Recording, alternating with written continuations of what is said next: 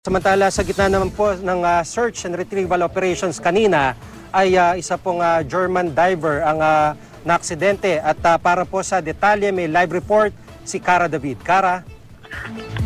Hi, Jiggy. Isang German volunteer diver ang naaksidente kanina sa gitna ng search and retrieval operations dito sa Masbate. Ang inisyal na impormasyong nakuha natin, nagkaroon ng decompression sickness ang naaksidenteng German volunteer diver. Pasado 2:00 ng hapon nga nang bigla na lamang kaming makarinig ng sigawan mula sa Pangpang. Ang mga miyembro ng Coast Guard, nagtatawag sila ng medics. Pagdating sa dalampasigan, bumungad na lang sa amin ang walang malay na lalaking diver. Nakilala ang diver na si Danny Brumbach, isang Aleman na nag-volunteer na tumulong sa search and retrieval operations dito sa Masbate. Si Brumbach ay dinala dito ng DOST para tumulong sa technical diving para hanapin nga yung dalawang pilotong kasama sa eroplanong sinasakyan ni Yumaong DILG Secretary Jesse Robredo. Dinala sa ospital si Brumbach pero makalipas ang ilang minuto, ibinalik din ito ng ambulansya. Napag-alaman kasing decompression sickness ang tumama rito at magagamot lamang ito sa pamamagitan ng isang hyperbaric chamber o decompression chamber. Mabuti na lang, Jiggy, at may nakahandang decompression chamber ang Philippine Coast Guard sa mismong dive site. Ang decompression sickness ay kadalasang nakukuha ng mga diver na sobrang lalim ang sinisisid. Sa dive computer na suot ni Brumbach, makikita na umabot ito ng mahigit 180 feet deep.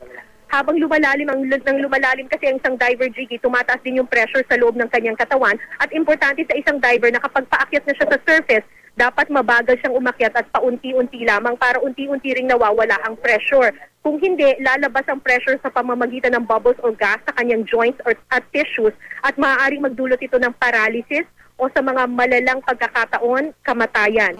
Dahil dito, pansamantalang sinuspindi ang diving operation sa araw na ito. Pero makalipas ang ilang oras, nakatanggap kami ng magandang balita mula kay Secretary Mar Rojas.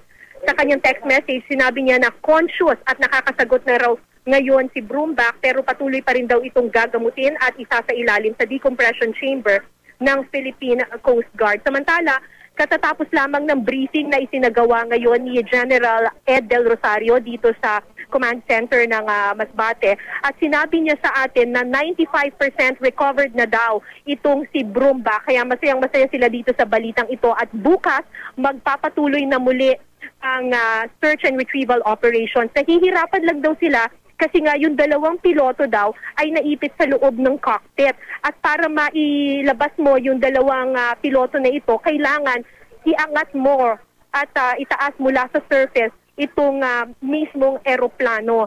Ito nga yung ginagawa nitong Aleman na diver na si Danny Brumbach. Tinatalian niya sana yung eroplano para maiangat ito. So bukas ito ang gagawin ng mga divers. Tatalian nila yung eroplano in the hope na maiaakyat ito sa surface at makikita yung dalawang hinahanap pang piloto. Yan muna ang latest mula dito sa Masbate. Balik sa iyo, Jiggy.